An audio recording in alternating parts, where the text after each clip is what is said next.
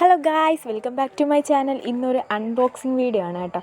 Guys, ഞാനിത് വേണോ വേണ്ടേന്നും പറഞ്ഞ് ഓർഡർ ചെയ്തൊരു സാധനമാണ് കേട്ടോ. മീഷോന്നാണ് കേട്ടോ വാങ്ങിച്ചത്.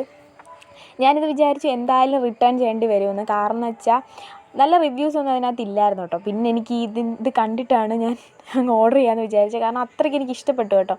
അപ്പോൾ തന്നെ എൻ്റെ എക്സ്പ്രഷൻ കണ്ടാൽ നിങ്ങൾക്ക് മനസ്സിലാവും. കാരണം നല്ല സൂപ്പർ സാധനമാണ് കേട്ടോ വന്നിരിക്കുന്നത്.